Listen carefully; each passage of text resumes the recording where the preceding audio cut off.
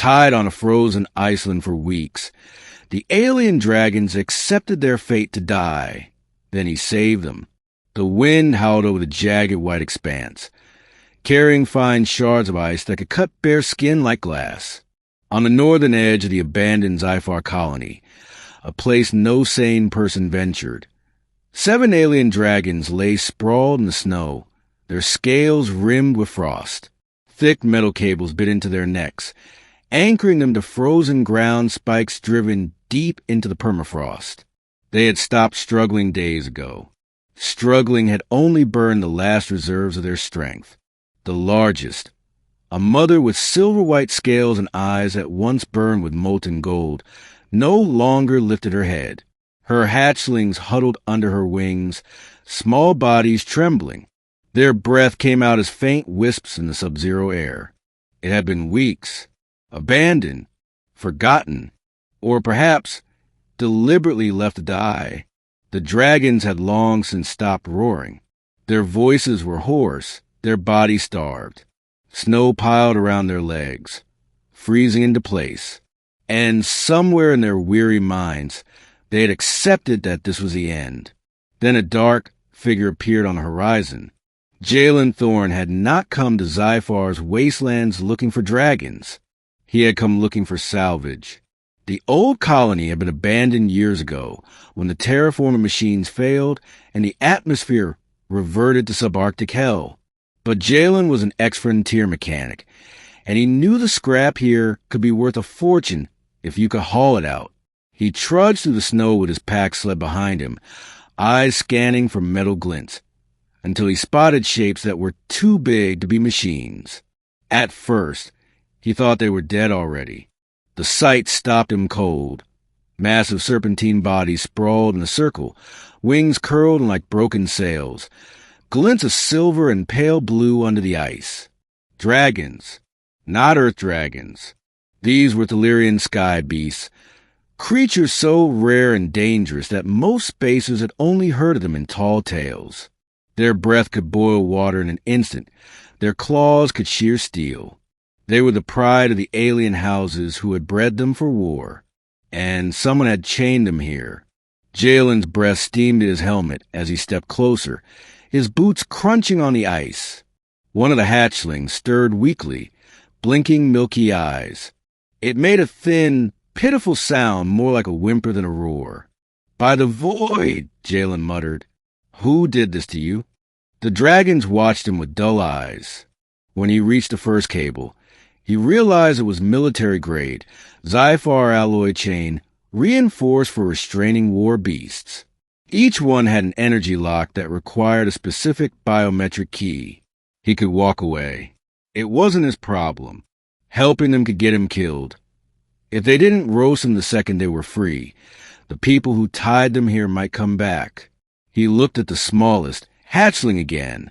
It was pressed against its mother's chest, its scales dim, frost gathering on its nostrils. Its breaths came shallow, weak. Jalen's jaw tightened. Screw it. The locks were stubborn. His gloves froze. His tools clanged on cold metal, and every few minutes he had to stop to warm his hands against his chest. The mother dragon's eyes followed him, but she didn't attack. She simply watched. When the first lock clicked open, the sound was like a gunshot in the silence. The dragon didn't move, too exhausted. Jalen moved to the next one, muttering under his breath, "You big lizards better not eat me after this." It took nearly an hour to free the mother entirely. When the last lock fell away, she didn't pounce. She leaned forward, almost collapsing, and lowered her head to him.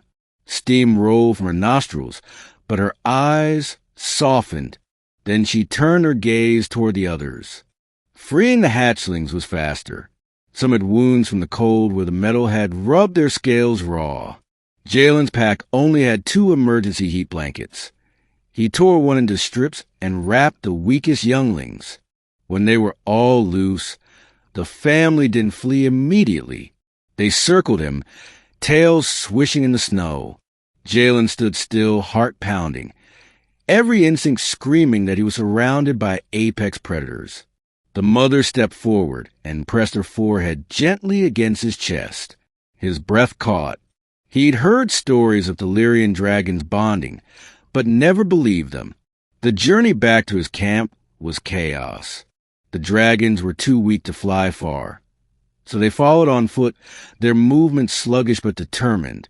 Jalen had to keep stopping to check on the smallest ones, even feeding them from his own emergency rations. By the time they reached his makeshift shelter, an insulated cargo container half buried in snow, he was running on fumes. But he coaxed them inside one by one. The interior was cramped, but the dragons curled together for warmth, wings overlapping like a living quilt. He fired up the portable heater and melted snow for water. The hatchlings drank greedily. The mother merely sat in the corner, eyes half-lidded, watching him like a sentry. Days passed. Jalen patched their wounds with scavenged med foam, rationed his food, and melted snow for them to drink. The dragons recovered slowly, strength returning first to the younglings. The first time a hatchling playfully nipped his sleeve, Jalen laughed, a rusty sound he hadn't made in years.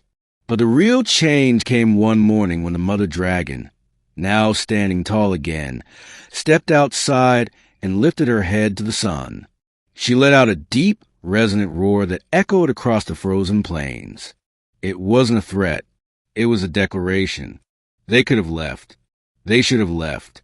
Instead, the dragon stayed. They hunted and brought him meat, dropped alien fish at his feet like strange offerings. The hatchlings followed him around like overgrown puppies. And word traveled faster than Jalen ever imagined. The first visitors came weeks later. Alien traders who swore they'd heard rumors of a human living with a bonded Delirian flight. In their culture, that was unheard of, sacred, even. Soon, the story spread across colonies and space stations. People began calling him the keeper of the frozen flight.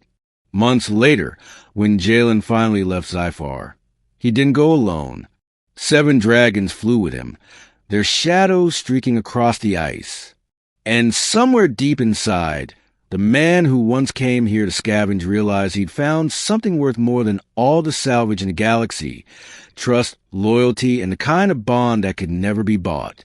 The dragons had been ready to die, but instead they chose to live. And they chose him.